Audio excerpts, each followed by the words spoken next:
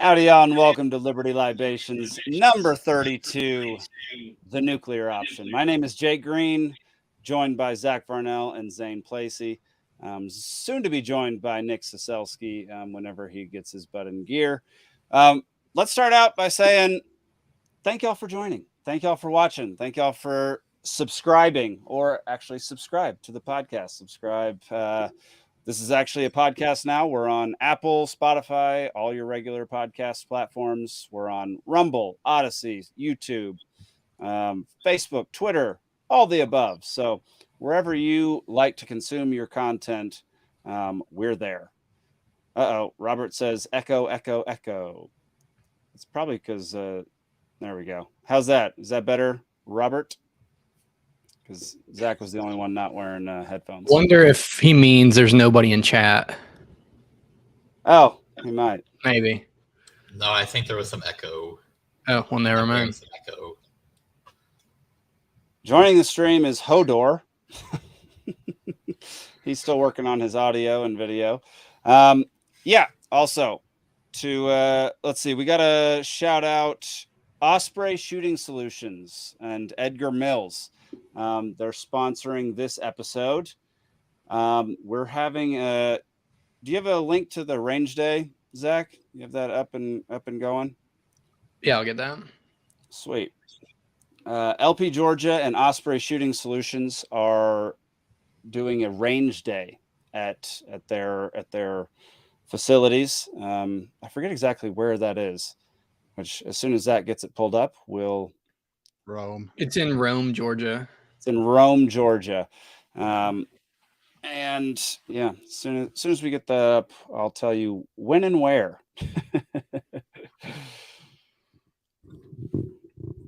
But he hosted one of these last year, and it went really well. Everybody learned a lot. There were people there who weren't part of the Libertarian Party, and it was just a grand old time. Let's see, July 29th. It's a Saturday. Bonus points if you show up with a 3D printed gun. Edgar loved that last time. Okay, bonus points if you show up with a 3D printed gun. I'm not sure what those points go to, but you get them. You know, you can keep those points. However, the points don't matter. Okay, they're meaningless and they don't matter. Okay, perfect. So no need to show up with a 3D printed gun. Except if you want bonus points. You can apply the points to trivia if you're ever a guest on the show. There we go.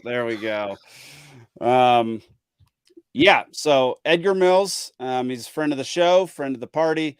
He is hosting this range day. His company is Osprey Shooting Solutions. It's Saturday, July 29th, 11 a.m. to 3 p.m. Out in Rome, Georgia. I'm seeing more and more ads from his Southern Ornithological League show up on my Facebook. Nice. That's awesome. I love it. We're trying to promote some of that as well on some of the podcasts, because I think it's important, you know, for people to know how to do. I was still down there. His situational awareness class looks really interesting to me. Mm-hmm. I was down there. I'd sign up for that. Even his land navigation one sounds interesting, although that would probably be that's a doozy, I bet. Yeah. I mean, I think he's got some ones that are pretty hardcore, which would be really, really fun. Yeah, I was listening to your latest episode of the Free Georgia podcast where you were advertising for his special operations training, which sounds really fun. I could never go to it because it would just expose how much of a lightweight I am. But it does sound like a really great experience. Well, I mean, I think the point is to convert you from a lightweight to a more than lightweight, medium weight, because it definitely wouldn't get you all the way to heavyweight. Oh, welterweight. You gotta get Zane got to get you an AR next, Zane. I've embarked on building my next ones already. Nice. I caught a discount for my birthday the other day, so for Midway, and they had some lowers for a decent discount. So I snagged like 3 lower receivers, nice, 2 AR-15s and an AR-9. So like I'm gonna build some fun stuff. Gotta love those 4th of July sales. We did the same thing. We bought, well, not guns, but we took advantage of some outdoor equipment, like outdoor camping stoves and stuff like that for the 4th of July sales. So How was everybody's 4th of July? What'd y'all do? I was up in Michigan, like last Wednesday came back on the 3rd. So I kind of spent the week before the 4th of July up there and just like hung out and, had a lake house. And, we went out to Lake Michigan and booked the charter and went fishing out there and caught some salmon and stuff. So Heck yeah. That sounds fun great. stuff like that. Yeah. Oh, yeah. I tried out fly fishing for the first time ever. That was an adventure. Did you catch anything? I caught absolutely nothing. I didn't get a nibble. One guy caught one fish, and that was it. But it ended up getting away, so he didn't even end up catching it. So yeah, and then like my fishing off the dock at the house we rented was basically just bluegill, and then my dad throws in a line and throughout the course of that ends up catching 2 pike out of that area. All right. Yeah, Zane, what'd you do? Did you have a good 4th? Yeah, I was in Ohio, which before you tell me it doesn't exist, it doesn't. I'll just preempt that. But visiting some family, and the day before the 4th, my uncle had bought some fireworks. And it was kind of funny how all of the men were just standing around where the fireworks were being launched, trying to figure out how to do it. And all of the wives were just telling their husband to step away from the fireworks and why were they doing that and let somebody else do it. Well, that's a good time, I guess. Nobody lost any fingers. So. That's good. I saw somebody's house burn down from fireworks online. Sweet. So. Yeah, they accidentally set them off in the garage and lit the whole place on fire. That's the right place to set them off. Yeah, it's fantastic. I wonder what are the stats on that? Like how many people lose their houses? How many people lose limbs? I bet it's quite a few. I bet it's more than what you'd think, and definitely way more than way less than what you'd hope. Way less than what you'd hope. Way more than what you'd hope. That's my bad. I was trying to figure out the wording of that, and I messed it up.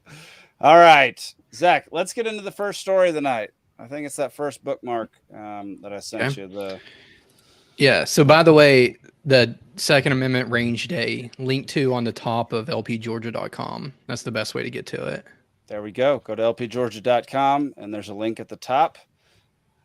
Here's our first story of the day. Ukraine's Zelensky warns of possible Russian sabotage at nuclear plant.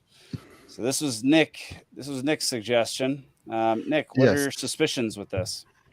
Well, just like Russia blowing up the dam that supplies the water to Crimea and is under their control, and Russia blowing up their pipeline that they control, it makes total sense that they might want to sabotage the nuclear plant that they currently control also. It just logic is just perfectly in line there, right?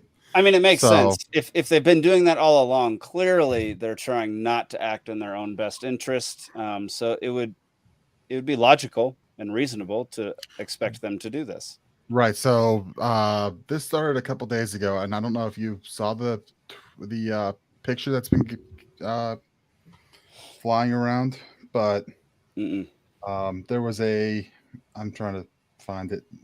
I'll read it because this was like a 4chan post that I saw. That was my first thing. Now I think it's just someone starting rumors, and I don't think there's anything to it actually. But someone claimed to be a member of whatever I have no clue, something or other, and that they had inside information that they were going to start this, and we were going to, and it was going to be sounds like a reliable source to me. Yeah. So let me run this back. I've seen it posted a couple places. I'm seeing what I can pull up here. I know it's somewhere, and I saw it recently. It's just where I saw it is kind of while you're finding it. I'm going to play this video right here from the ever reliable CNN.com. I've Title: got it. Ukraine warns Russia might attack the Zaporizhzhia nuclear power plant. How worried should we be?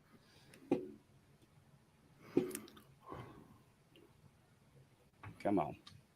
Play internet. I want to put up pictures again of the Zaporizhzhia nuclear power plant. How much of a disaster would it be from a strategic standpoint if Russia did sabotage this plant? Well, thank you, John. Well, this would be a huge disaster operationally and strategically. I mean, it's some of the richest farmland in the world is within 50 to 100 miles of this facility, the largest nuclear power plant in Europe. And that is incredibly impactful on the world food supply, potentially, not to mention, of course, the threat to loss of life and whatnot. So this is why the International Atomic Energy Commission has got to absolutely step up, get inspectors on there and confirm or deny the state of the situation there. The other thing I think that's being pointed out by operations on the ground is that retaking Zaporizhzhia is a high priority for this Ukrainian counteroffensive. So they too need to step it up. Vladimir Putin is desperate. We saw what he did, his reaction to the recent Wagner Group defection. He's becoming increasingly vulnerable internally. And so there's no limit to what this desperate man might very well do. He's already taken out the dam that has a potential to impact some of those 6 reservoirs that Scott just pointed out and the facility, because this is Zaporizhzhia is a pressurized water reactor. Chernobyl was a graphite moderated reactor. What that means is they need water. They need water and cooling towers and containment facilities. And all those things are made out of concrete. And, and weapons of war can take down those concrete structures. So this is a grave threat, and we need to step it up with the International Atomic Energy Commission and operationally on the ground. Genius. Wow. Even mentioned the dam. I mean, he's what a towering intellect. He's just nailing it from every aspect. First of all, has any news anchor ever brought on an expert to ask them whether or not we should be worried about something? And the expert replies, "No, it's not really that big of a deal. Don't worry about it." No. But the other thing is that, like, they're trying to claim that Putin is both extremely desperate and like a force that could retake all of Europe and rebuild the Soviet Union. Like, he's both a bumbling idiot that's that can't handle internal rebellions against him, and we have to continue expanding NATO because he's so dangerous. Like, him bringing up the Wagner Group rebellion, that was a huge nothing burger. Like, that was like 24 people that ran off to Belarus after 2 days. Yeah, they are trying to make... It was like a quick drive to whatever city it was. They drove there and then they were like, "Oh, all right, we're going back." Yeah, that was... Yeah, the media does try to make him out to be super desperate, like he's not winning the war, but then also that if he advanced just a little bit more, he's basically taking over all of Europe and remaking the USSR or some crap like that. Like, it makes no sense. It's logically inconsistent and it's not even feasible logically. So I saw this was posted on July 2nd. I saw it on July 3rd. It's a little out of date at this point, but it's a 4chan post, and it reads, "I am a lurker and will get straight to the point. This is not a happening," in capitals and quotes and exclamation points, "thread. This is 100% real. On July 4th or 5th, the United States will bomb the Zaporizhzhia power plant located near the city of Enerhodar in southern Ukraine. I don't care anymore, and I will be 100% honest with you guys. I am a Marine Corps infantry veteran who is now working for the United States government in electronic espionage and have been for the last 5 years. The Ukrainian government and the United States government are working together in order to bomb the Zaporizhzhia plant and blame the nuclear meltdown on Russia, thus giving us immediate authority to use tactical nuclear warheads on Moscow, Novosibirsk, Kazan, and Omsk. This will trigger the Russians to throw everything they have back at the U.S. Thunderstorms are likely in Enerhodar, Ukraine on the 4th. So that is the only reason it may be pushed to the 5th. You have 72 hours maximum to prepare for nuclear war. Hopefully 96 if the Russians are slow to respond. And we have all been told to stay home and prepare. We have been given $15,000 bonuses each to buy survival supplies and if necessary. And our offices in Yorkville, Virginia have been closed down permanently. So this is a defined, not a conspiracy theory. Please prepare, guys. I love you all, and I will happily reply to any questions you have. So that's the first thing that came to my attention on like the 3rd. And of course I called bullshit on it because, it doesn't seem it's the 6th now. a credible source. Yeah. Right. It's so the 6th. he was at least wrong with happened. that, but right. It also made its ways around, but not long after that, they started the drums in the corporate press about, oh, Russia's going to Russia's going to sabotage this, Russia's going to sabotage it. So it was a little bit interesting to see that, this weird post popped up, and then you're starting to see the propaganda machine starting to work, that Russia's going to do this, Russia's going to do this. And beyond just them saying, oh, Russia's doing this, I've seen a news article saying, oh, they've planted stuff on the roof. They've been planting bombs around there, blah, blah, blah. An article I read did say that that inspectors at their last inspection, which apparently wasn't too long ago, it said that they hadn't seen anything to indicate sabotage, but yeah. I mean, it seems ridiculous to predict these kinds of things if you don't know what's going to happen. Like why didn't they already bomb it? Why didn't they already do something with it? Why didn't they already sabotage it? What are they waiting for? What would be the advantage of waiting till you are in control of it to sabotage it? Why? Well, as a wise man once said, predictions are very difficult, especially about the future. That's a very wise man.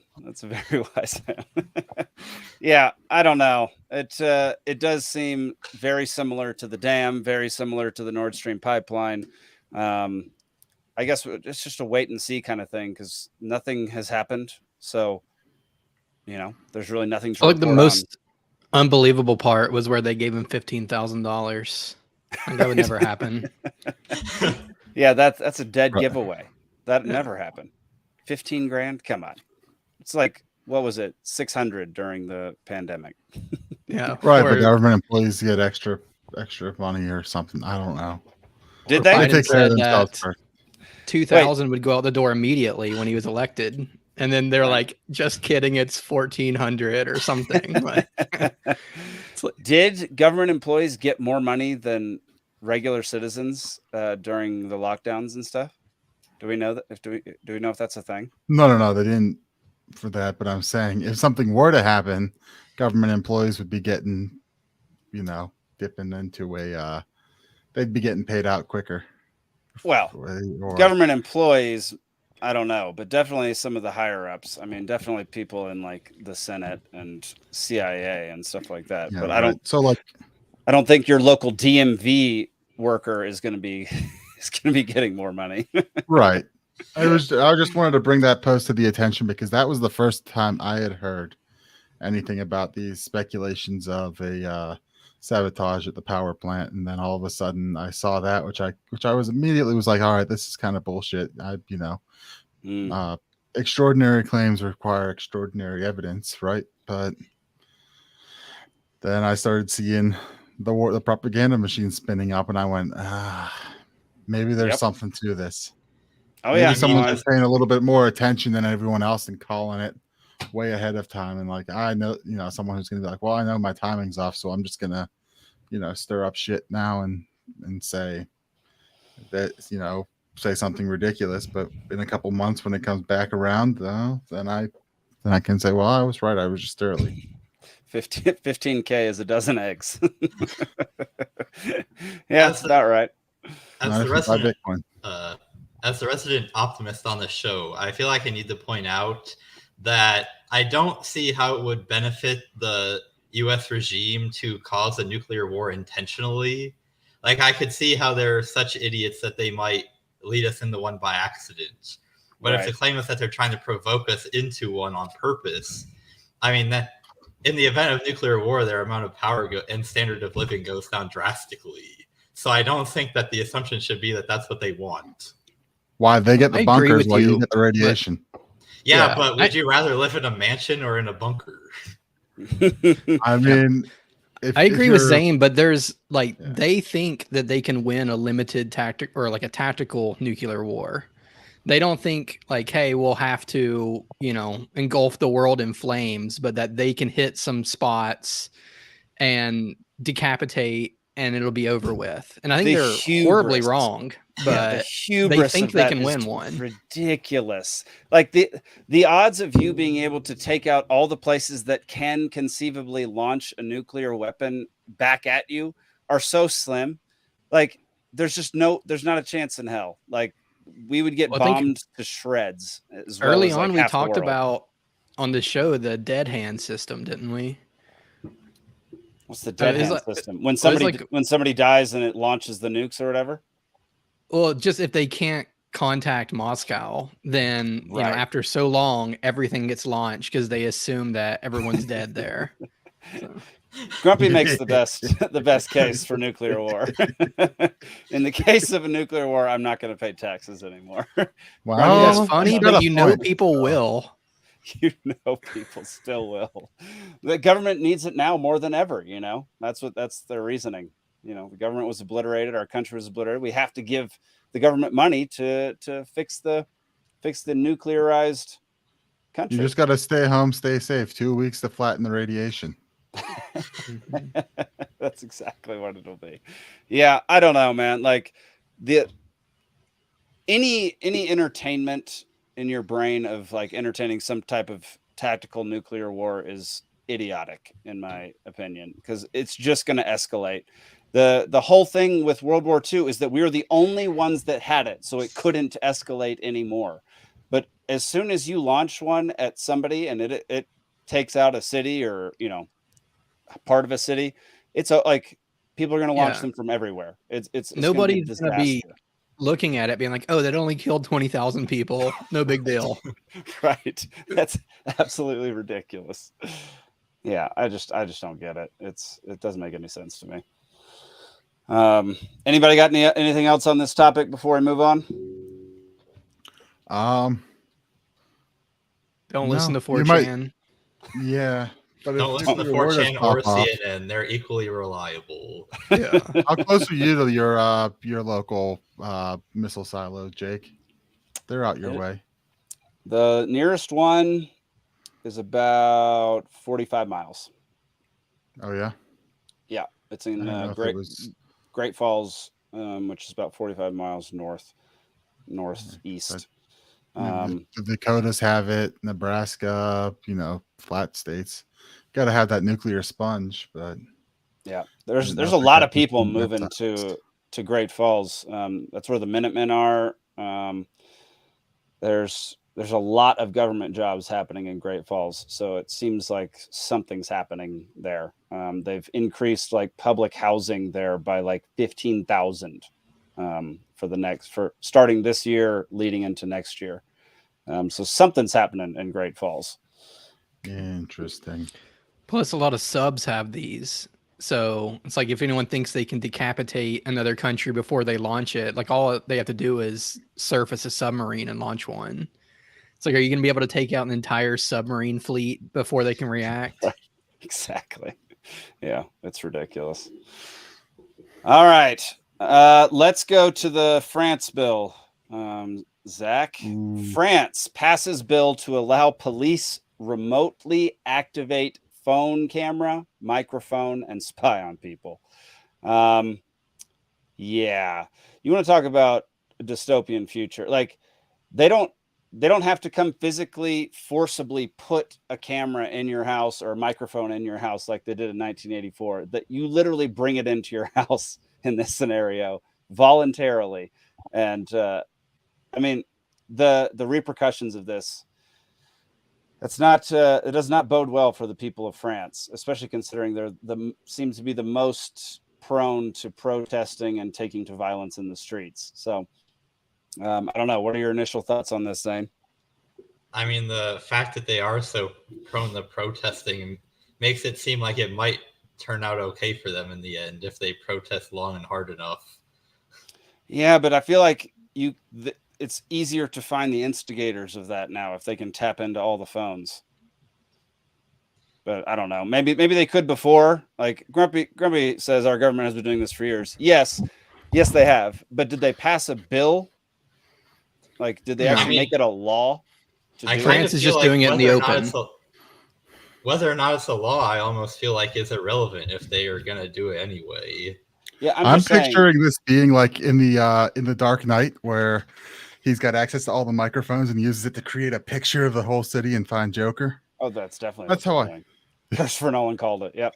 Now, like, I understand your point, Zane, but my point is that it's gotten to the point where the officials who represent the people are now okay with making this a law. Like that. Yeah, that suppose having them hide it. Probably don't even know that it's in there. Like, they don't read any of this stuff. That's true. Maybe. Somebody probably titled it the Liberty and Freedom Act, and all they read was the title. Yeah. And then the lobbyists came in and made a maximum donation and said, "Hey, I think you should support the Liberty and Freedom Act."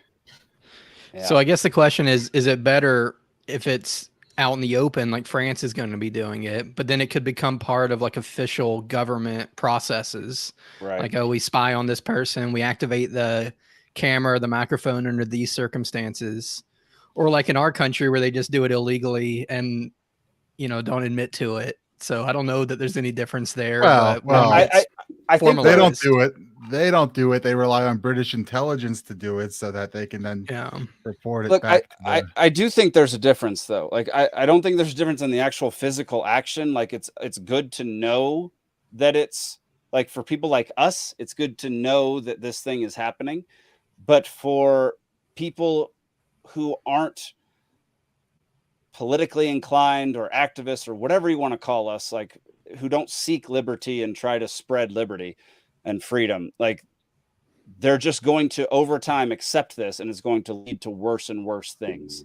Like, at least when like Snowden revealed what the NSA was doing, at least there was outrage and like moral outcry from every citizen in the United States. And now people will just take it as, yeah, they are. I have nothing to hide. That dumb argument. Yeah, it's like all that progress that Snowden helped achieve has been erased completely. Yeah. But, maybe not among libertarians. We're still there, but maybe always were. But like the left, who was outraged when Bush did all of this, is now rooting for it. And like, you're a crazy conspiracy theorist if you're not in favor of it. Yeah, it is. It is very depressing that that's kind of where we're at. Isn't it weird? Like, no matter what, it seems over the last 50 years, libertarians are always conspiracy theorists and nut jobs. But we've gotten like everything right. I just don't understand how it continues to be that way. Is it just because the left and the right are that powerful that they can just completely like screw with the perception of libertarians? I mean, they're good at seeing a parade and then jumping in front of it and acting like they're leading it, even though they weren't. So, yeah, that is good. Let's see, Zach, there's another one. It's an Instagram, the WTF Portland News on Instagram one. Try to pull that one up. Because this one is no, they're not in order. It's not in order. Go. Yeah, it's the one that says WTF Portland News. Nope. Pull them up in order. So yeah, that's fair. Oh, here it is. Okay. I get it. That one. Please look at camera for entry. And if you stand on the shoes and look into the spheroid, if you get the green light. So what we're looking at is somebody trying to walk into a convenience store. There's a camera above the door. You have to stand on a mat in front of the door where shoes, an image of shoes are, and you have to look straight up at the camera. And if it recognizes you as not a threat, it will unlock. I mean, I can kind of understand where they're coming from. Since they're in a jurisdiction that's not prosecuting shoplifting at all. That's a fair point. I mean, there are definitely two sides to this. It is a private business. Portland is a hellhole. Yeah. I mean, I totally understand that argument for sure. Like, if it was my private business, I would definitely have extensive security. Right. I'd be checking IDs to make sure no one from Ohio got in. But if Ohio doesn't exist, then no one from Ohio can get in. Nick. Exactly. So they'd be lying to me if they said they were from Ohio. Oof. Yeah, you got an airtight argument. Yeah, I don't know. Something about this was really creepy to me. I don't like where's that database? What is that database? Is it like privately on their servers? I would bet not. I bet it has to do On with the AWS. police. I guarantee it's on either on AWS or, I mean, yeah, probably. It's probably AWS. Yeah, he uses AWS. It's half the police force has all their crap on AWS. I mean, even though you could come up with valid reasons like, oh, Portland sucks, crime's out of control, we need this, but it's not like we had no ability to deal with this in like the 90s or whatever. Can we just go back to, I don't know, if somebody steals, they get in trouble, or you can kick them out, you can beat them up, whatever you need to do. We don't really have to go 1984 to stop crime. Government involvement messes up everything, because the reason we need this is because the police aren't prosecuting shoplifters, and even more importantly, will prosecute you if you try to prevent shoplifting. And the reason we're afraid of this is because we know that information is going to be used by the intelligence agencies and law enforcement. Like, I'm not really afraid of CVS having my information. What I'm afraid of is CVS having my information and then the government getting a hold of it. Yes. Which that's a shared server. Well, it's not even that, right? I mean, the information they get goes into a database by the agencies that compile all the information, which is then purchasable by anyone. I mean, that kind of data you can probably go buy anywhere, like legitimately. And so, the government just buys some of this data from private companies. I mean, it's, your tax money buying up info on you. So, yeah, I mean, yeah, I just don't like it. I don't like facial recognition to get into a convenience store. It seems just really bad. Got a track trace database, Jake. I hate it so much. So yeah, that kind of went along with the surveillance state in France. I don't know what's going to happen over in France. They're still rioting. I mean, they riot all the freaking time. So the fact that they're still passing bills against their system, against their citizens while they're rioting is a bit concerning. I mean, at this point, the French should just surrender. Just don't. Yeah, they've already done that too many times. Their historical move, just surrender. Fair enough. Okay, Zach, let's go back in order now. Let's. I think there's a comment that we missed here that's pretty good. Oh, I think Robert was referring to this as the Freedom Regional Operation Group, or FROG, which, I like to refer to French people as frogs. So I think that's what he was getting at there. Okay. It's like I call British people limeys, right? I mean, fair enough. It's a great point. We should definitely keep talking about the frogs. All right, Zach, let's go to the next story. Crazy. HSBC, one of the largest banks in the world, made an announcement. It is absolutely imminent that the United States begins a major recession within just a couple of weeks. I think all of us know we're already in a recession, aren't we? Joe Biden, if you guys recall, he changed the definition of recession. It's one of the first things he did when he stepped into office. And now the world is waking up and they're saying, you know what? As much as we would like to think there's going to be some light at the end of the tunnel, we're actually going to we have a long, bumpy road ahead of us. This is not going to end anytime soon. HSBC Bank saying not only. I know, you can keep going. It was still going. Okay, I thought that was looping. No, not yet. Is it imminent that the United States ends up in a major recession? But they also claim that by next year, we are going to pull Europe down with us. There you go. Never mind. This is so crazy. Yeah. So, initial reaction, Zane, go.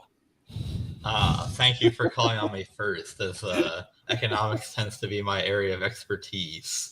But I mean, this goes back, all the way towards, Mises' theory of the business cycle, where if you keep printing money and encouraging investments in areas that people don't really want and cannot be sustained by real saving, you're going to reallocate resources from things that people actually want towards, things that only the government wants, or things that nobody wants, but can only be invested in because the interest rates are so low because, money keeps being printed.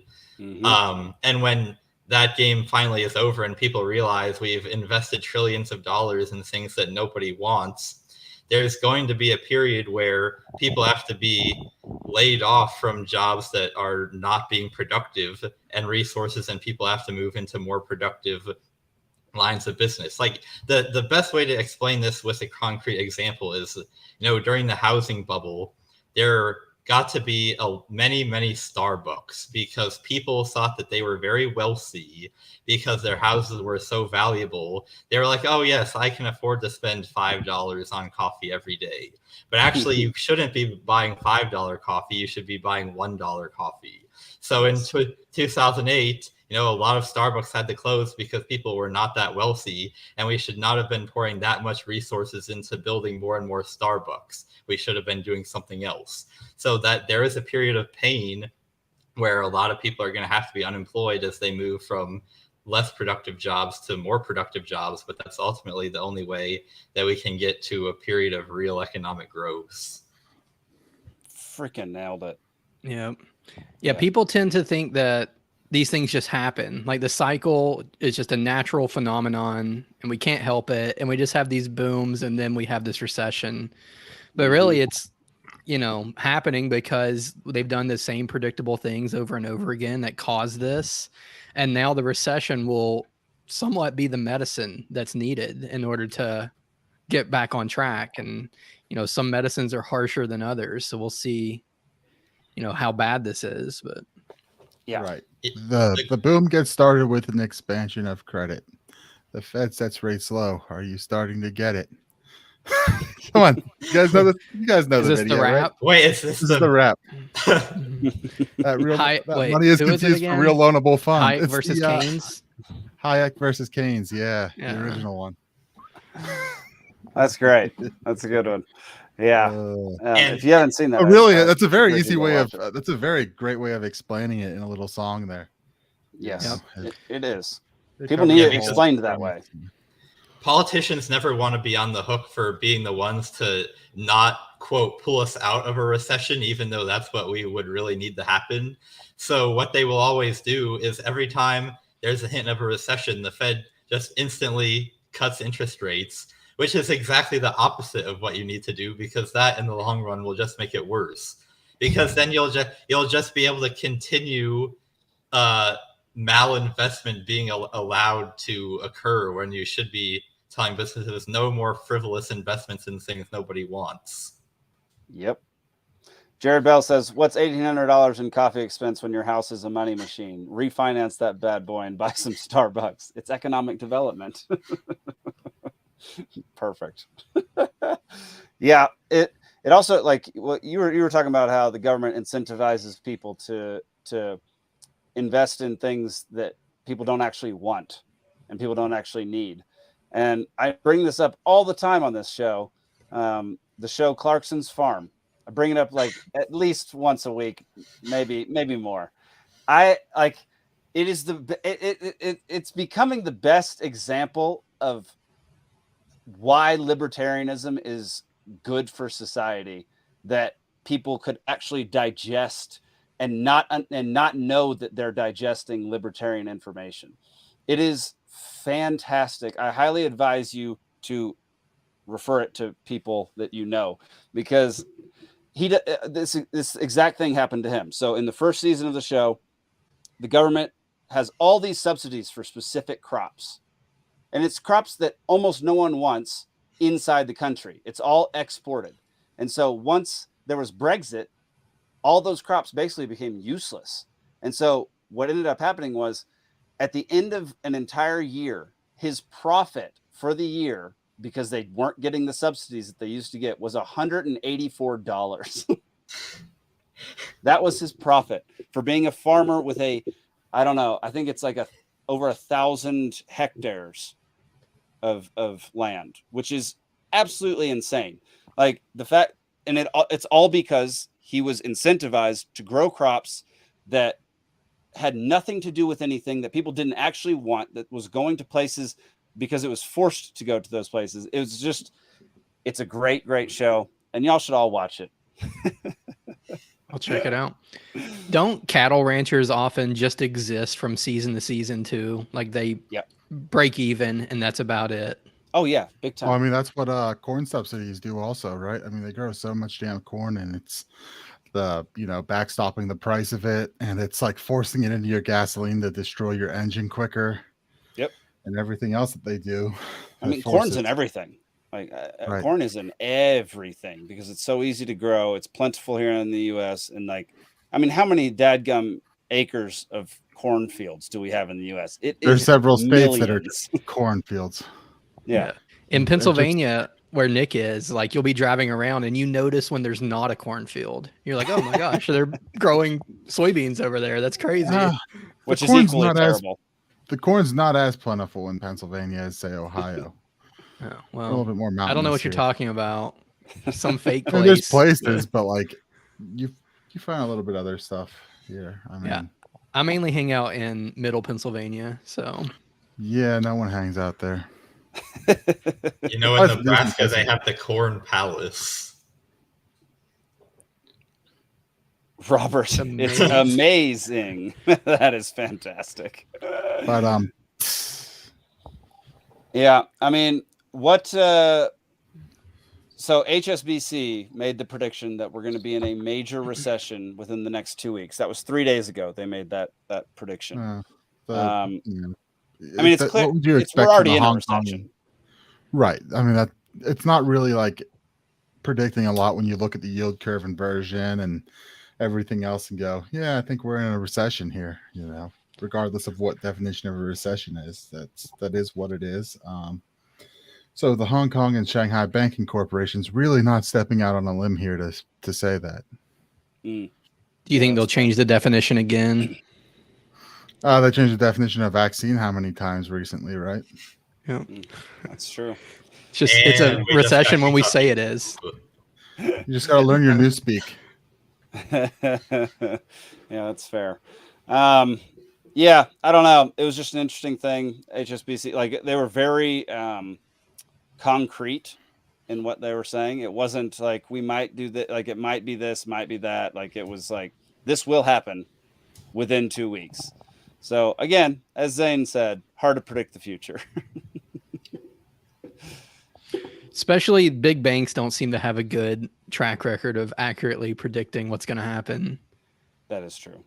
So we'll see. Well, the biggest ones do just fine. It's the regionals that get nailed.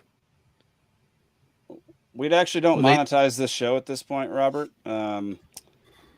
Hopefully we're always demonetized. Yeah, but technically we might have issues doing that just based off of like being a political organization and donations. Oh wait, and we are somewhat monetized. We have Osprey; they're our sponsor. So yeah, it's a little different than it just doesn't go to us whatsoever. Yeah, exactly. But on the other hand, we're free to spread as much misinformation as we want. Yeah. Oh, thanks. Now we're definitely getting kicked off YouTube. Thanks, Zane. All right, Zach, let's go to the next story. I thought this rant was fantastic. So let's do this. Let me get this straight. The FBI was withholding from congressional oversight a document showing that during the Obama administration, Biden accepted a $10 million bribe through his son Hunter to force the firing of a Ukrainian prosecutor that was investigating corruption, an event that Donald Trump looked into, sparking the first impeachment and forcing the arming of Ukraine, in turn setting the stage for the current war against Russia. Evidence of the bribe was also in Hunter Biden's laptop, which the FBI also had, but that they swore was Russian disinformation and infiltrated social media to censor during the 2020 campaign, all while the FBI investigates Trump for having classified documents, despite the FBI admittedly letting Hillary Clinton off for a similar charge in 2016 when they were simultaneously launching the Russiagate investigation into Donald Trump using falsified evidence provided by the Clinton campaign. Do I have that all straight? I love the domino effect that he laid out in like less than a minute. It's fantastic. And you could argue that, correlation is not causation, but it was very interesting to watch all those dominoes fall right there. What do you think, Nick? Yeah, the simulation's wild, and the corruption is rampant. It's just you don't see it on your CNNs or your MSNBCs or even all that much your Fox News since they ran Tucker off. But the corruption's there. The fact that they like to point to the past. Oh, well, there's never been any corruption there. It's always this. You have to prove that in the past that there was corrupt. Oh, there was no corrupt. We never had any corruption in the past. We just stick our heads in the sand and ignore it. It was Ukraine that had the corruption, that we had to go in and fix the corruption for them, right? That's kind of how. Right. It was. Yeah, firing the prosecutor, which is hilarious because that video is so well known of Biden going, of making that whole like, and I told him you've got 48 hours to fire that prosecutor, Jack, blah blah blah blah blah, and then all of a sudden he was, and then. And it's funny, when you know what's on the laptop and you got those emails that were authenticated by the guy who was on the receiving end of it, where Hunter Biden is talking about kicking 10% up to the big guy, and the phone call that Hunter Biden, that came out the other day, because I was catching up on part of the problem and it was being replayed again, and I'm like, oh yeah, that was a good one there, where he's trying to strong arm the Chinese businessman, like, oh, I've got my dad in the room and you better, I want a phone call from you and we're dealing with this right now. And just remember my dad's in the room. And it's just so much corruption at these highest levels that it's. Yeah, it's hard to keep it all straight, and it's hard to not think you're crazy at times because of how much crap is going on behind the scenes. Right, because then you're constantly gaslit by the corporate press telling you, oh no, everything's perfect. Joe Biden is just the epitome of democracy. Everyone loved Joe Biden. Highest vote getter in the history of the presidential election. And speaking of Joe Biden, let's pull that video up, Zach.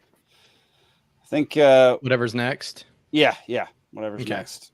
I think is a Freudian slip for him. Actually, not even Freudian. I think it's a dementia slip for him. It's a dementia slip, yeah. Oh wait, by the way, before we start, this has a warning label from Instagram. The Thought Police wants you to know that this is missing context. So, which means I was just thinking. Anyway, I started off without you, and I sold a lot of state secrets and a lot of very important things that we shared. I mean, what context makes that better? Tell me the context where that makes sense and that makes it okay. Like, what is Instagram talking about? Like, if you went back and watched the 10 minutes before that, there would be no context that you could provide that would make that statement okay. I feel like the banner what if he was saying that he wasn't? What if he was saying that he's never done something like saying that he sold state secrets and? Okay, context isn't there. Can you get that from his? Anyway, I started without you. Like what? Dude has lost his dadgum mind. He hasn't had it in a while, but yeah. He's sitting there with another head of state, and he has no idea what's going on, saying he sold government secrets. Like, what the heck? And there's actual evidence that he's sold government secrets. Like, how I don't understand how the corporate press can not play something like that. I just don't get it. Like, how can they not connect the dots and put it up on the screen? Because Project Mockingbird never ended. It's exhausting, man. Oh, Robert says he was playing GTA 5. Which that would be the only context that they could, if they flipped the camera around and there was a screen with him playing Grand Theft Auto 5, then that would make sense. But that would be the only context. It was a video game. It's just unbelievable. That guy is in charge of our military. Well, luckily he's like Is he? basically just a puppet, and it's Jake Sullivan running the country. Jake Sullivan. Okay. Yeah, a guy with no military experience. Just some nerd from college.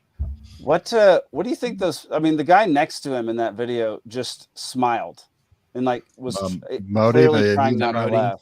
Yeah. Like, how do you?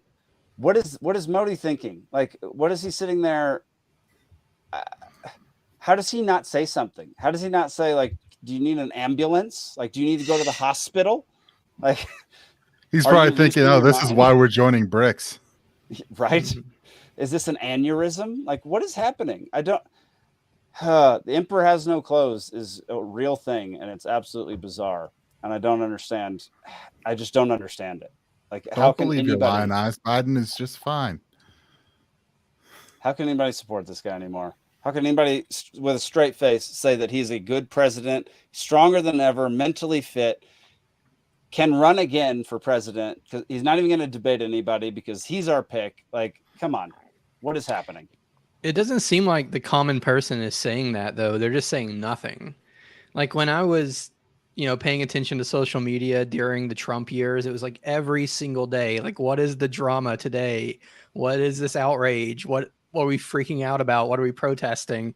And then basically the moment that Biden was elected, then it's gone. People are back to talking about brunch, their hike or whatever. Yeah, the Trump years were great because of just the ridiculous, crazy social media shit that went on. Like some of the stuff he said was just hilarious. Yeah. Like right after the election of 2020 when he lost, the New York Times published like basically a database of his tweets of like the best one. Well, I'm going to call them the best ones, but it was like tweets of him attacking people. You could sort by who he was attacking. And were they Timeline Earth yet, or was it still the Friends Against Government podcast? But I can't remember where they were. They were one of the two shows, and they went through and they started reading. They were reading off the best ofs, and it was hilarious. Like this thing was absolutely insane. The stuff that was said, and you're like, that was. You're like, I don't remember that, but God, you found it was hilarious, and it was like, I think I miss those days because it was that so may have funny. been the best part of Trump is that he made people pay attention to politics because of how polarizing he was. Like, I don't know if there's going to be another president for a long time that is like that, where people actually are forced to pay attention, whether they're like digging into their side or not. Like, people paid attention to politics for 4 years and wouldn't stop talking about it. I mean, they wouldn't stop talking about it so much that, in the same way that some people get long COVID, some people have long Trump derangement syndrome, where we're 3 years out from him leaving office and people are still talking about Trump more than they're talking about Biden. Yes, they are. Yeah. I mean, if Trump just went away they're like CNN is even starting to cover Trump again. Like, it's because he's their moneymaker. Like their ratings were in the tank before he became president. Then, they had a big jump back, and then he lost, and they went right in the tank, and they fired the guy who they hired to run it again. And CNN's a mess, and it's hilarious. But all they have to do the media is gave him like billions of dollars worth of free media. Yeah. When he was running for president. And it's like, us lowly libertarians, we beg for it basically. And it's like some of us has given up on even trying to get legacy media because they're more interested in hate promoting Trump or whoever else to the tune of billions of dollars and even acknowledging that we exist. How can we get them to hate us so much that they invite us on their programs? That's a good question. I don't know. We have to have a candidate as polarizing as Trump, I guess, because I don't know. I mean, as big as Trump, I think that's what. Sadly, John McAfee is dead, but he's not as big as Trump. People don't in the mainstream don't care about him. Like, he's had 2 documentaries on Netflix. How many documentaries on Netflix has Trump had? Well, if Yeah, that's the measure Home of Alone. people, then there are some pretty moronic people that have been on Netflix. Like, Right. John McAfee has is started just- one cybersecurity company. How many has Trump started? But I've started one too, so Okay, so it's not as Zach's next to impressive. John McAfee. Looks like you need to. Looks like you need to move to Belize and murder your neighbor. Now we're Yeah, getting somewhere. I think even if Trump decided, like, was actually a libertarian and we had him on our ticket, would you think they would actually cover him? Do you think they would ignore him completely because he's running on the libertarian ticket, or do you think he would get just as much consideration? That's If he was an actual libertarian, if he was a threat to the system, I think they would try to black hole him. But if he's a joke, like he kind of is already, then they'd probably just give him attention still, because at the end of the day, it seemed like everything that they wanted was still safe under him. We were still at war for the entire time. Right. You know, even the things he protested about, he eventually folded. So I think if he was a true libertarian, yeah, they'd act like he didn't exist, like they did Ron Paul. So I guess then the question is, since he definitely could never be a true libertarian, would you ever consider electing him as our candidate for president? No. No, not for can't have 2020. that. If he's folded on too much, and like if he was still just the biggest middle finger to the system, and but allowing Fauci just to run the country for a year and everything else, it's just there's too much there that it's like, he still defends Operation Warp Speed and the clock shot and everything else. I mean, he's like in his like full DeSantis thing, he's like he started coming off like a leftist now, like swinging against DeSantis. It's true. I just think he has very little like right to the left, and it's just the wrong tactic, and he's lost everything that he's done, and he looks weak. Oh yeah, no, he definitely looks 2016 weak. Trump was strong, just like a giant middle finger to everyone, and now just weak and pathetic. What do y'all think of Vivek? He comes off like a grifter to me. He kind of does. I mean, he's a like I believe him like Trump with his anti-woke stuff. I feel like everything else he's just taking the position that he feels like the Trump base is at. Yeah, like what's his bravest stance right now? Like I saw he did come out for Defend the Guard, and I'll say that's brave. So maybe that's my answer. But other than that, like being anti-woke is pretty safe right now. If you're on, accepted by the conservatives and that's where you make your money, then that's helpful. That's not going to hurt you at all. But if you come out against, proxy war in Ukraine or something, and maybe he has, that might be his bravest stance. I don't know. So he has. He came to Pork Fest on the last day, so I saw him speak a couple times. Did you get in the pavilion to see him? Or? Yeah, he was in the pavilion, and then he went to one of the subsidiary tents and spoke again. And so he did make it very clear that he was going to end the war in Ukraine, which is pretty important. He said that he was going to free Ross Ulbricht and pardon Assange and Snowden and all those guys. So that struck me as I often tend to assume people are sincere even when they're not.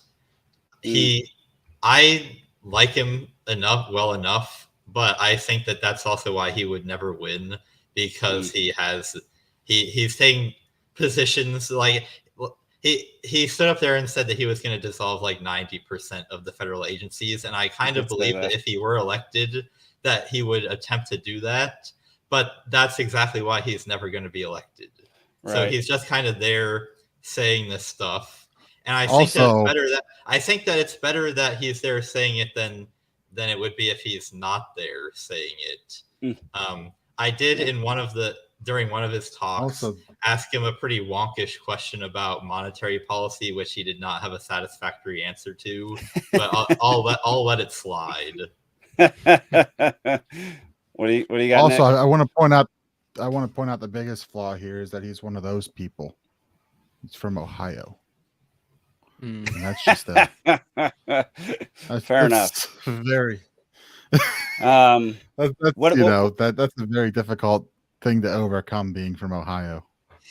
What's super interesting, in my opinion, is that like a ton of those issues that you just listed off, Zane, RFK Jr. has said the exact same thing. Like in the war in Ukraine, he walked it back, or he said he was going to look. He said he was going to look into it. I think he came out stronger at Bitcoin, and then walked it back following that a little bit. Like, he said we're gonna look into it, and blah, blah, yeah, blah. he said he'll look into it, and he said if the judge was just trying to make an example out of him, then he will absolutely pardon him. But he said he'd pardon Snowden, Assange, in the war in Ukraine, all that kind of stuff. Yeah. I mean, they share some interesting policy that Republicans and Democrats in the past definitely have not shared. So I don't know. There's something interesting about that to me. How is RFK on the drug war in general? Like, I don't know if I hear him talking about that much, but like, I know he's anti big pharma and all sorts of stuff, but like probably not advocating to bomb Mexico over it. So that's probably big. a point in his favor. Yeah, that's definitely a point. That's definitely one of Vivek's worst qualities, is that he has some very strange conceptions about how we're going to deal with the drug problem. Yeah, that's his big downfall, I think, in my opinion. Just the fact that he wants to escalate the drug war is just insane. Like, what are you talking about? is right, though, that these are politicians we're dealing with. Like I said, I feel like with Vivek, it's good night, Grumpy. I believe him on the anti-woke stuff. I mean, he's wrote a book, he started a company on that. I believe that that's an issue he's serious on. I think everything else he's taking his cues from where he thinks the Trump base is. Well, Vivek, and maybe mixing in a little bit of liberty, a little bit that pays lip service to us. Has he hasn't run for anything before, right? He's never been a politician. He's been a pharmaceutical businessman, and his latest 2020 was reminding people to wear their masks. Oh, that's not great. Yeah. 2022. I don't feel like you can really square the bomb Mexico with cut 90% of government, because like in the midst of a gigantic sweeping drug war is not when government gets shrunk. Like, right. This is what several questioners attempted to point out to him during the town hall that he had. Right. Look at the militarization of the police force that has happened since the drug war began. I mean, they didn't have these tanks and these, combat vehicles, and they weren't wearing plates all day every day, and that's it is interesting. It's weird. So if you listen to him talk and go on his website, he actually does have surprisingly detailed plans for how exactly he would go about getting rid of all these agencies without congressional approval, which is part of why I think that he is not just completely pandering. The other thing is, if you were really just trying to pander to the Trump base, is going after bureaucracy with these really detailed plans really what you would tell them, or would you just kind of rage against the deep state in general and not have any substance there? I mean, the things that he's bad on are obviously he's hawkish on China, which is a big reason why he wants to escalate the drug war, because he thinks China's behind it. But the other thing is, he said on several occasions that he used to be a libertarian, but then he started to think more about things like virtue, which really does not make sense to me, because and kind of signals that he never really considered the issues of libertarianism very deeply. Because you have to remember, it does not claim to be a complete philosophy of how to live your life. it is a very specific, set of principles about how people should relate to each other in voluntary means. It does not tell you like whether or not you should do or not do certain things. So like I also think that virtue is very important, but that has no bearing on me being a libertarian. Correct. Yeah. Right. I do remember him saying stuff like that before. I'd forgotten about that. There's definitely some there's been some confusion going back, for a while, people trying to tie stuff in, this the thick libertarianism that's been sitting out there for a while that people have been promoting as this or that, and just forgetting that, private property non-aggression is kind of what we are and what it is and where we start from and kind of where it ends, right? Yeah, I do remember an interview with him where he seemed to think that like morality and like Christian values were somehow like antithetical to Libertarian Party, which is bizarre to me, or Libertarian ideals. The weird thing about him, because he's brought up like, the importance of the U.S. being founded on Christian morals and how we have to acknowledge that there's a God. This is on his website, and I completely agree with him on that statement, except that he's a Hindu, which I have no issue with him running and being a Hindu. But why are you promoting Christian values when you're a Hindu? That strikes me as the most inauthentic. There's the grifting. That's some grifting, right? Like I said, he has a grifter quality to him. That is pretty grifty, for sure. So you got to think, if he was really in it to be a grifter, you'd just say he's a Christian. Like I've thought the same with Tulsi. I'm like, if she really just wanted political power, she would just say she's a Christian. It would be so much easier for her. Right. Yeah, it would. Man, I miss Tulsi. At least her dropping bombs on debate stages. That was fun. Well, at least the one time when she basically ran Kamala Harris out of the race. Yeah, but she made her VP, so it didn't really matter. Yeah, I know. And eventually president, because we know Sleepy Joe's not lasting. Dude, she'll be assassinated within a day. Like, you can't fed posts on the stream. People don't like her. Even her own people don't like her. By her own people, I mean Democrats.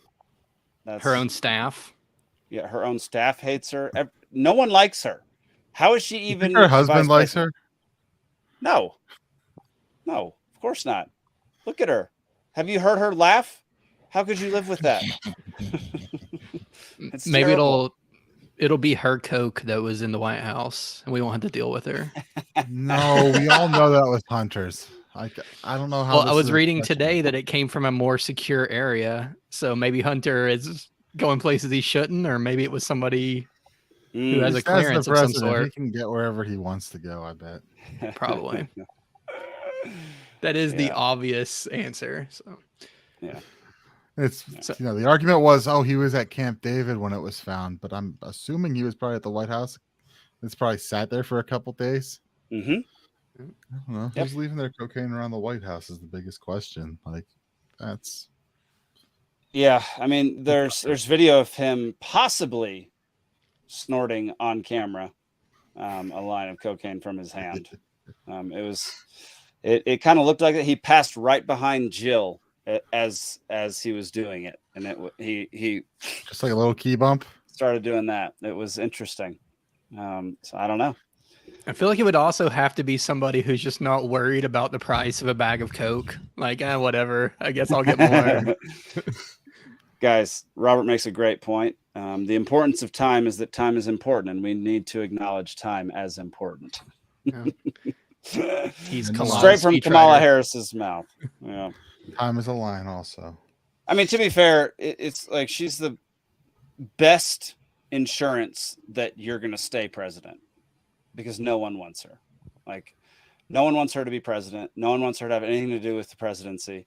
And so it was like there couldn't be a better person that he nominated as his vice president. Yeah. Like, for in that regard, because otherwise they would have had to have kicked him out by now. Like, if it was Hillary, he'd have been dead 5 minutes into it. Like, yes. 100%. Yes, without a doubt. He would have admitted that he had Alzheimer's or dementia and had to step down and Hillary was going to take over. Absolutely. If it was anybody but Kamala. Or they would have admitted that, the real Biden is dead and that the body doubles, aren't eligible to serve as president. Have you guys ever seen people who look like you? Like you've been out in public and just be like, whoa, that's my same model. Not once. Never. Yeah, it happens to me every now and then. Not once, but I did have a friend text me yesterday. I think it was yesterday, asking if I had just called into a radio show. And I'm like, no, I'm still sitting at work. I'm guessing there's fewer like 6'5" people walking around. There's plenty of like 5'9" like me. Just there's a guy I work with that, like, from the back, I kind of think of you, Zach, whenever I see him, because he's got the long hair like you do. Yeah, I'm like, that kind of could have been a girl at work too. I've been mistaken for a chick from behind. Whatever. I'm not offended. I just want to ask if they thought I was pretty. Like, all right, Zach, let's pull up the next story. It's a very short one. We can pull it up. Investigation reveals 7,000 tons of U.S. and UN provided food aid to Ethiopia, siphoned by government and military. Aid was diverted from people in need and sold.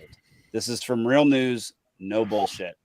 Again, if y'all don't follow Real News, no bullshit, you should. They do some fantastic things. They just went over to Ukraine on their own dime. They're a small independent organization.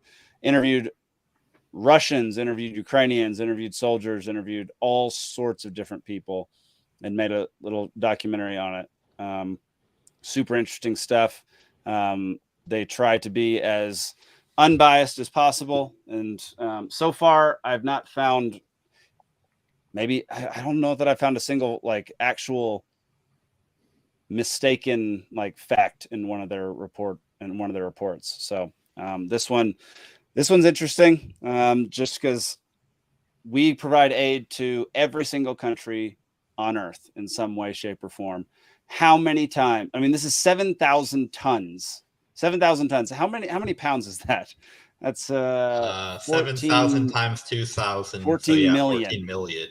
14 million pounds of food was siphoned by the government and the military and sold.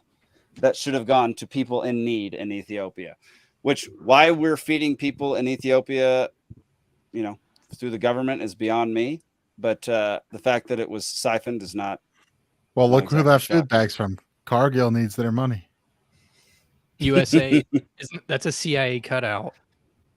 What's really interesting is it says origin Ukraine.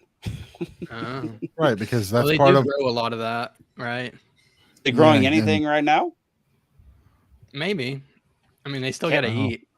Can they? Well, grow Cargill anything? will be whenever Ukraine has to pay back their war debts. Cargill will come right in and take up all that breadbasket of Europe land. I know very little about this, but find it really interesting. The whole what's going on in Ethiopia with the Tigrayans and the Eritreans, and there's basically a war going on there too, and the U.S. is choosing sides. And it's not immediately obvious that it's the right side, but I don't know. It might be one of those where there's no good guys. There is no right side because we shouldn't be picking a side, period. But yeah, I mean, there are wars in places that we're involved in that no one has any idea about. Like I was unaware that Ethiopia has an issue right now. Yeah. And this is like, what's just signaling me throwing up a flag is it's saying the Tigrayan-led investigation. That's one of the ethnic groups that is battling other ethnic groups in Ethiopia. And if I'm remembering correctly, they might even be a minority ethnic group who's just now in charge. And like 10 years ago, it was completely the opposite, where the other ethnic group rolled over this one. Which happens and all one the of them time. got. Yeah. And then I think with the help of some Western aid, that's now flipped and still just as violent. But I don't know. This would be really hard, but I feel like I would want to find somebody we could talk to about this sometime. Maybe have them on the show because it's super interesting. And we have a decent amount of Ethiopians in Atlanta and in Georgia. So I would love that. Yeah, if we know anybody who knows a lot about this what's happening over in Ethiopia and Eritrea, I would love to have somebody on to talk about that, because I know very little as well, but I did know stuff was happening and the United States was trying to pick sides, as we do, likely picking both sides in some way, shape, or form. I don't know, Zane, do you have anything to add to this?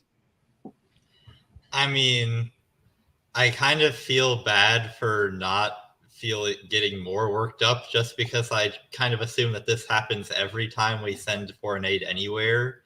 Yeah. Like, in 2010, when we sent all this aid, warehouses of aid to Haiti after the earthquake, I mean, it was pretty much all either, got stolen or went bad before it got distributed anywhere.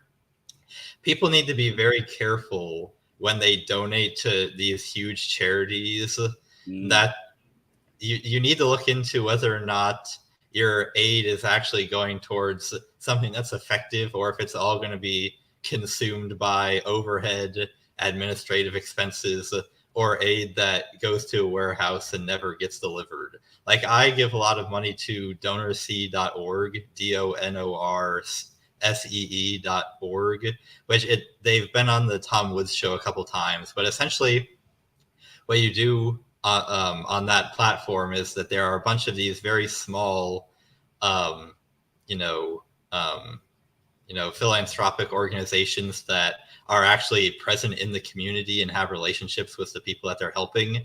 So, like, you can go on there and give like $25 to help an individual person that you see a picture of and get video updates from, help them buy a bicycle or like buy a chicken to start a business. And so you can actually see the results of that, and the overhead costs are a lot lower than like the Red Cross or some of these other massive organizations, right, that whether or not they're intending to have these huge bureaucracies and very little of your money is actually helping people.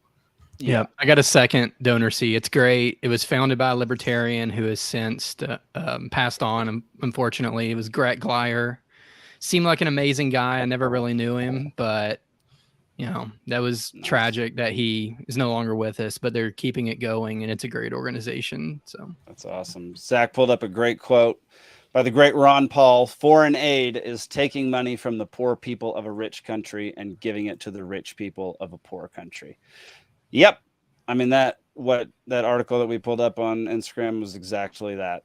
It was our tax dollars going directly into the hands of rich people and another government. Like, it's insane. And yeah, Zane, I completely agree with you. It's much better to give to an organization that is embedded in the community or part of the community and has been for a while, because they actually know what's going on. They're more efficient. They know where the dollars and the aid should go. The massive organizations have so much overhead that it's going to be impossible for your dollars to make as much of a difference as you want them to, if you give to those. So yeah, 100%. Yeah, you got to give to the smaller ones that are embedded in the communities that you're trying to support. If you give it all, there are theories out there that charity helps 0 people and 0% of the time, and is ultimately a negative. Yeah, I'm gonna say that's not true. Hey, yeah, I would say not true, but perpetual charity doesn't help, right? There was a documentary, I think it was called Poor Inc. or something, that broke down like the fact that what was it, Tom Shoes, that would give a pair of shoes away for every pair you bought, and so that they were just dumping these shoes into Africa, so the local shoemaker couldn't get his business started because he can't compete with free shoes coming from the West, right? So right, that was a whole thing. Was you come in, you basically keep paying people to continue being poor and not building an economy, because hey, here's your bare minimum to survive. Good luck trying to compete with that. And right, so maybe not all the time, but when it becomes like the NGOs getting involved and USAID, all the stuff like that, it's probably not good ever. Maybe in very severe like very acute situations, a flood, even a drought maybe, but you can't rely on that for a year after year after year after year after year. Like, Ethiopia was an issue 20 years ago, and apparently it's an issue again. So I've heard the story of Tom's Shoes driving the local shoemakers out of business and how this is, example of charity backfiring. And I actually think that argument invokes some bad economics, because whenever we try to provide arguments in favor of free trade, we will do the, come up with the example of, imagine, if China just sends us free stuff, that is better for us because we're getting free stuff. And so, exports being what you have to pay to get imports, which is what you want. And so in this shoes example, we're giving them free shoes, which means that the shoemaker should do something else because they're getting free shoes. And on the whole, this is going to make the society richer because we're giving them stuff. Right. In a very limited developing economy, though, there's not, say, a factory to go, there might not be another factory. There might not be, that person was filling a role in the economy and got priced out by, I don't know if you want to call it. I get what you're saying. I'm just saying maybe in developing economies, letting market forces local market forces take precedence over charitable dumping is a different situation. Yeah, I mean, I was just going to bring up dumping. Like, people are very concerned about, China sending us all this cheap steel and the domestic producers can't compete. And we should make them not sell us steel so cheaply. And, no, we want cheap steel because that means we're getting, more steel. And if they then decide that they're going to raise the prices, then we can start making our own steel. And if a private, business thinks that foreign steel prices are going to go up very soon, they can build a factory and have it in reserve so that it's ready to go once foreign steel prices go up. I don't think that you can. There's still market forces in that, right? Well, charity being a voluntary activity is part of the market, and I don't think that you can, dunk on people for being against dunking and other forms of free trade, and then use the same logic that you just exploded to say that certain types of charity are objectionable. Fair enough. That's a good point. I don't hate it. Speaking of where our tax dollars go, here's another one. Sorry if that was too intense of a debate. No, that was a great debate. I love it. All right, brought up another Instagram thing, because that's where I've been getting a lot of my stuff today. 1960s, they predicted oil gone in 10 years. 1970s, they predicted another ice age in 10 years. 1980s, acid rain will destroy all crops in 10 years. 1990s, the ozone layer will be gone in 10 years. 2000, ice caps will be gone in 10 years. None of it happened, but it all resulted in more taxes. This brings up, I think, the story somewhat that I've been mentioning, where that I mentioned earlier, where the news has been reporting that yesterday was the hottest day on record for the world. Now, what they don't tell you is on record goes back to 1979. So, it's the hottest day since 1979 Right. is what it's really saying, right? Not this hottest day the world's ever seen, like they've been publishing it. And, and of course, oh, look, it's the hottest day the world's ever seen today. So that means global warming is affecting us. And I saw a news article speculating we're going to see more of hottest days ever in the future. If you do that in reverse, though, you get chastised. If you're like, this is the coldest day ever, what's up with that? They're like, well, you're an idiot. That's what's up with it. Yeah. So what you end up having is it comes down to trend, right? So when was the next previous one? If it's not, year after year after year, if you're not seeing that increase, or decade after decade, you're not seeing some increase over the 4 decades they've actually been tracking this, what can you really tell from it? It's an anomaly. It's an outlier. I don't know. It's statistics are a bitch, and sometimes you fall a couple sigma further out, right? I mean, that's just the fact. So it really means absolutely nothing that it was the hottest day on record since 1979, but they're playing it because everything's a climate catastrophe, and you've got to have 15-minute cities and live in your pod and eat your bugs and everything that goes along with that, right? Everything. The goofy thing about the way that they measure historical temperature is so often in the climate change literature, you'll see a graph that sometimes gets referred to as the hockey stick. So you have It's really famous by Al Gore in an Inconvenient Truth. Yeah, so the idea being that for centuries and millennia before the middle of the 20th century, you have this very flat, consistent low temperature, and then suddenly, in the 1970s, it starts going way up. But what they don't tell you is that they changed the way that they measure temperature in the middle of the graph, because as Nick has said, they don't have really detailed records going back that far. Right. So they estimate the historical temperature by looking at like trees and ice caps and stuff like that.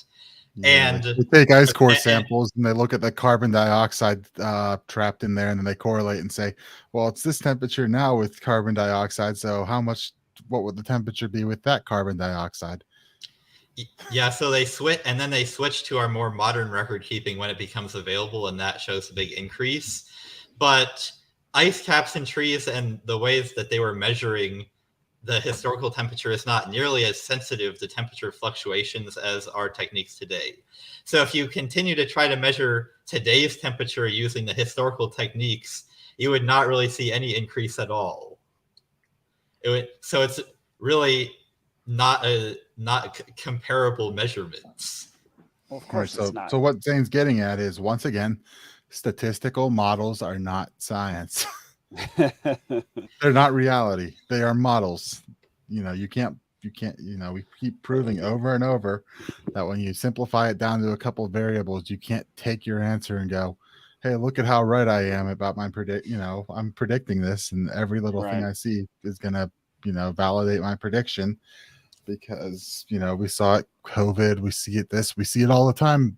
If you're looking at, statistical models are tools, and you need to quit using them as a be all and end all, because they're not real, right? I mean, like, there weren't thermometers across the world recording temperatures 200, 300 years ago, right? I mean, you didn't have it 1,000, 2,000 years ago. Well, maybe 4,000 or 5,000 years ago, if you believe some of the Graham Hancock stuff, right? But we don't have those records. Years ago. Yeah, younger Dryas, right? So, we don't have those records from physical measurements. It's like Zane said, tree rings, ice core samples, all this other stuff that they're just correlating statistically and saying, this must be what it is. Yeah. The other thing about climate change models is, as you said, they rely on a lot of assumptions, and almost all of the models are making the same assumptions about, how climate systems work, but we don't actually know if they're true, because you don't want to be the only study that makes one assumption about climate that says that actually we're not in for such a catastrophe, because then you'll lose all your government funding. So you want to make the same assumptions as everybody else.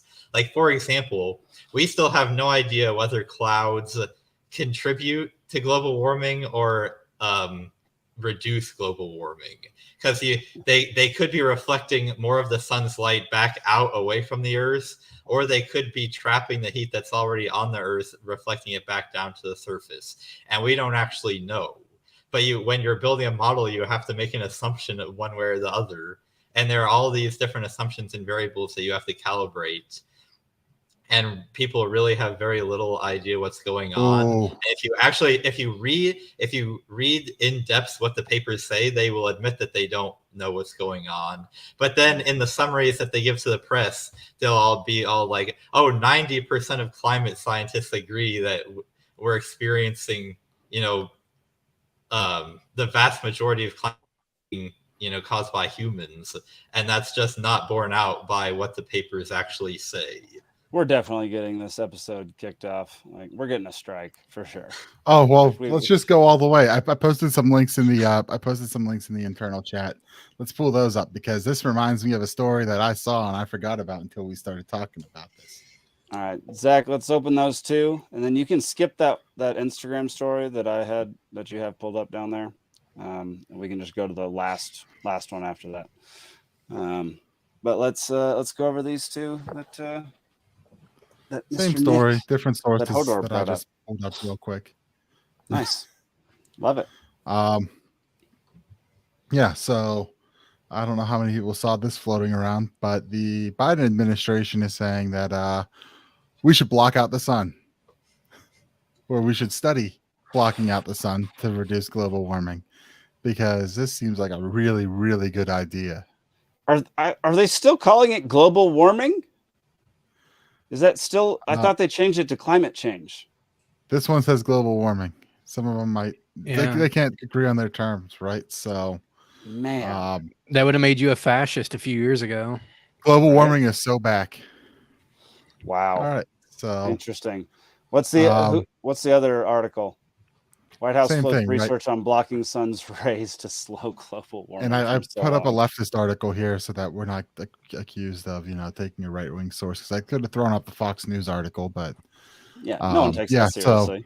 So, right. So let's see what the leftists are saying. Right. So, they want to block out some of the sun's solar radiation modification. So, what's really fun is, once again, the conspiracy theorists are right. So, the way that I think they often would do this is, you would take I think it's silver is what they'll often use, and basically you just spray that up in the atmosphere, because I know they've messed. I've been told they've messed with this before. But yeah, you basically spray like this silver chemicals up in the air, and it reflects the sun back, and so never mind the fact. Right. Yeah, never mind the fact that the sun literally gives life to everything on this earth. Never mind the fact that all of our crops need sunlight to grow. Like, what? This is such a stupid thing to do. But we're living in an idiocracy right now, and so world get too hot, block out sun. That's the level we're looking at here, right? So I versus don't looking actually at the positives. I don't actually hate this as much as you might expect that I would. To be clear, I don't think it's a good idea, but I think there is a good amount of. Okay, first let's stipulate a couple things. I think that despite what I just said 5 minutes ago, there is, I would say, a lot of evidence that humans are causing some amount of warming. That is the part that the 97% of scientists agree on, and which appears to me to be correct. What they don't agree on is some papers are saying we're only contributing 10%. Some are saying we're contributing 90% of the warming. So if we stipulate that humans are causing X amount of warming, and it would be better if we weren't doing that, and it would also be good if we did not have to radically decrease the amount of energy that humans consume, because energy consumption is what allows us to live is what allows people to be rich and not have to spend 12 hours a day toiling in a field. Stipulating all of those things, I think that it is a good idea to look into ways that we could cool the earth down without having to resort to massive lifestyle changes. And I'm actually kind of surprised that the Biden administration is even looking into this at all, because what governments want to do is use climate change as a very scary thing that will give them more power over everybody and make them live in the pot and eat the bugs. And if we can not do that and instead spray silver nitrate into the air, if that would work, which maybe it would, maybe it wouldn't, there are obviously a lot of potential side effects. But, if they do look into that and decide, yep, this is actually okay, then that actually is a lot less interference into our personal lives than would be the alternative. But So that's if my they get it qualified- right. begging the question on this. That's my qualified defensive geoengineering. But I think you're begging the question that by automatically assuming, yeah, maybe we should look into it because warming is bad. Is warming And bad? also that their solution would work perfectly. I mean, I don't think Zane's arguing all of this, and I get you. But Right, yeah. But I also want to make the point because let's just go for the strike here, right? Let's just go for the ban at this point. Who says warming is bad? I mean, who says it? It's happened over millennia. Right. Temperatures go up, temperatures come down. I'll say it. I don't want to be hotter. Well, you push a little, but then things move a little bit further north. So now land that isn't used for agriculture because it's, shorter growing seasons, less ideal, now opens that up to growth for crops. And you still have the tropics that you can grow stuff. There's balances to things, and just assuming, that any amount of human cause of warming is bad is just ignoring half of the question. Yeah. Right. So I think there are legitimate concerns about, unlimited warming causing sea level rise and worse hurricanes. Not saying if the sea level rises, what's the worst that happens? Okay, again, it's about trade-offs. I'm just reminding everybody I'm just asking, that there if the sea level rises, what's the worst? There are reasons warming would be good, and there are reasons warming would be bad. I think, and then there are also things that would be bad about certain responses to global warming. Like if your solution is we can have 0 inches of sea level rise, therefore everybody has to cut their energy consumption by 90%. That is bad because that will plunge us into a dark age. And I would rather Miami be flooded than the rest of the world be plunged into a dark age. But we can't, it's about considering the trade-offs. And obviously the market considers trade-offs better than any government does. But, since we're, not that I think that I can get us unkicked off YouTube, but Well, what's silly is it seems like people like Zane actually take it all seriously, and like he knows the science, he's read it, and he has, his conclusions. But the government, it's like they don't care what it says. The conclusion is give us more money. Right. We should be giving Zane that money. Do you see that meme at one point? I would have to dig it up, but it's a cartoon of caveman standing on top of a frozen mountain saying, it's getting a little warm. The other one says, quick, let's tax ourselves. That's good. That's good. All right, Zach, let's pull up the very last one link I sent you. This is a comedy bit. We'll end on this one, but it might inspire some conversation before we end. Because I found it pretty funny. Not that one, but the next one. I found the meme. Yeah. Look, everything is melting. It's obvious this is our fault. Quick, let's tax the F out of ourselves. That's good. That's pretty good. All right, let's listen to this comedy bit from I don't know who this is. Breathing up and it still sucks. Isn't that crazy?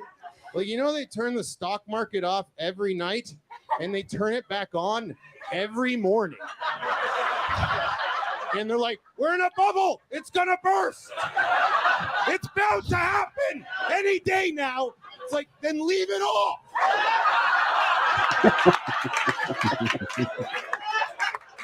What the f are you doing turning it back off? Today might be the day. Idiots.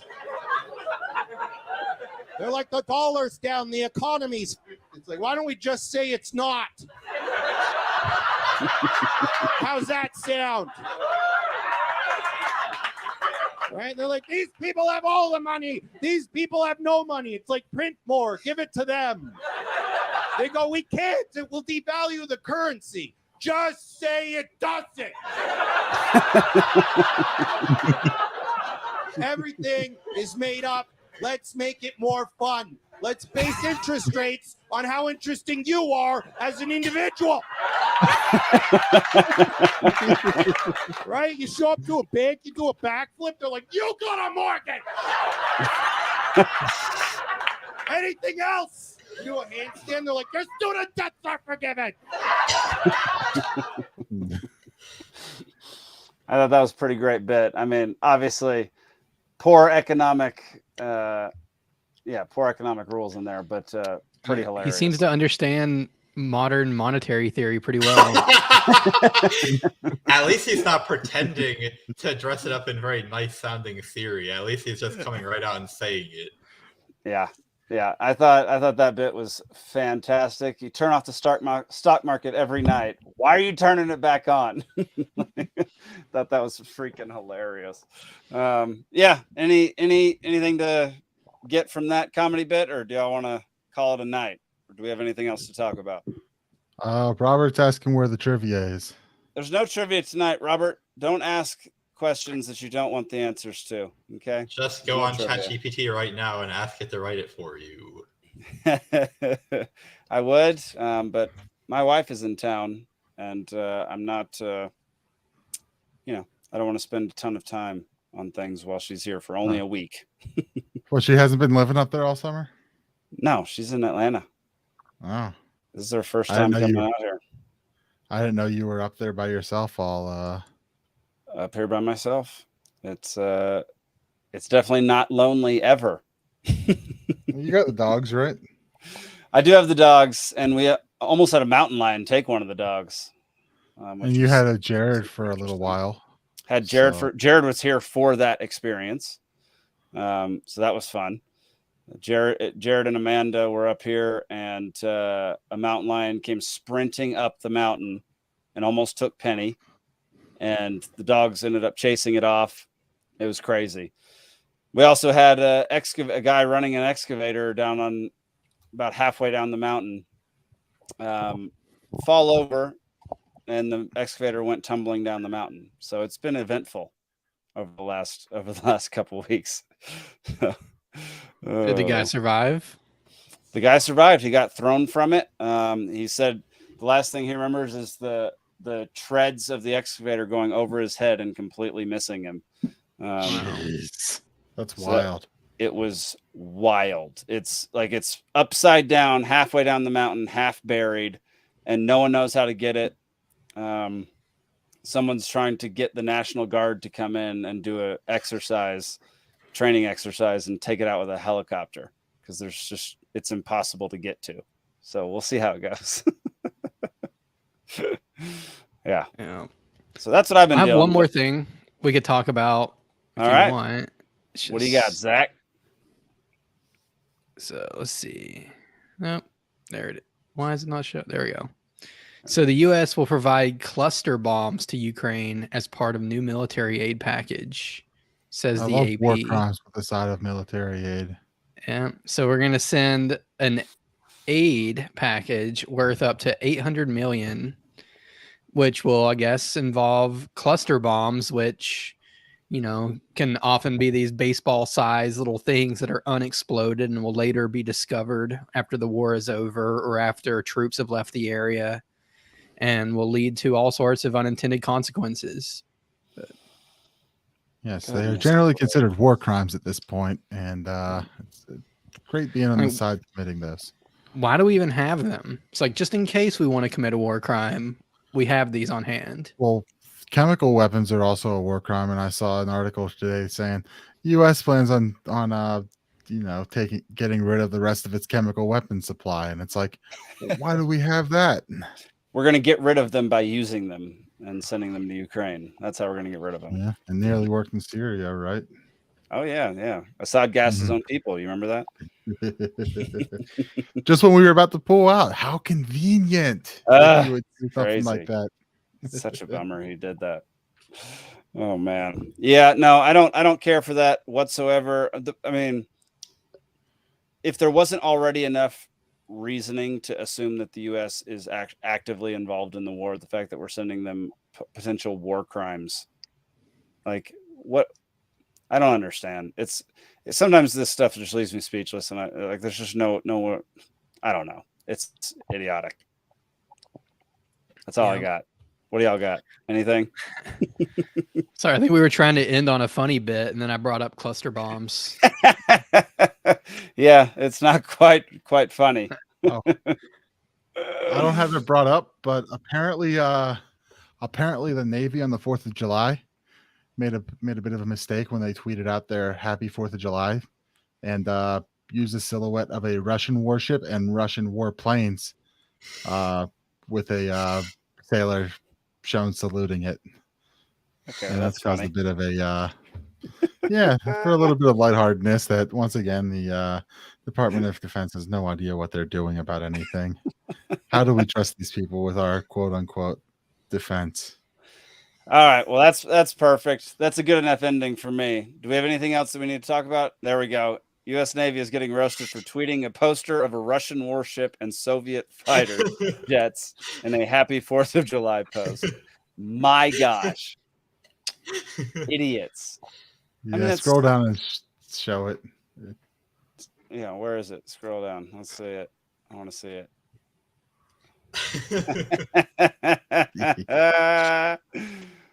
What were they thinking?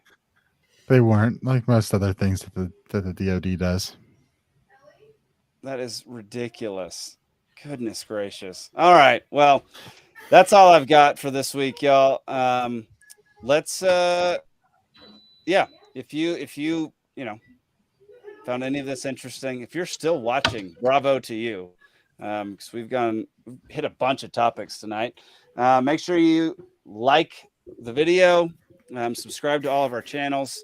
Go subscribe on Rumble, because tonight's episode will definitely get us, something. I don't know what it'll get us. Hit that notification bell just in case we don't get kicked off, though. Even if you hit the notification bell, I guarantee you we're shadow banned in some way, shape, or form. Guaranteed. We get it's astounding how much fewer views we get from YouTube than we get from Rumble. It's astounding. It's like hundreds of views compared to Rumble. So yeah, go check out our Rumble channel. Again, you can listen to this podcast if you don't have time to watch it. You can listen to it on all the podcast platforms.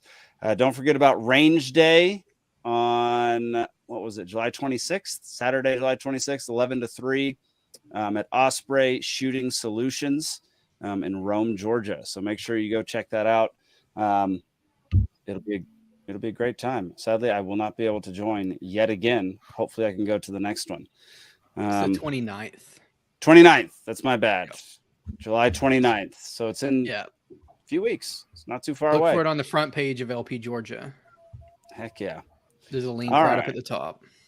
All right, y'all. Well, thank y'all so much for tuning in to our podcast, to our show. Nick, Zane, Zach, thank y'all for coming in. We would have had a super skeleton crew if Zach hadn't hopped on as a producer. No Alden, no Steve this week. Alden's actually coming to visit me tomorrow, so I'm pretty stoked about that in Montana. So, all right, y'all. Well, tune in to the Free Georgia podcast on Tuesdays.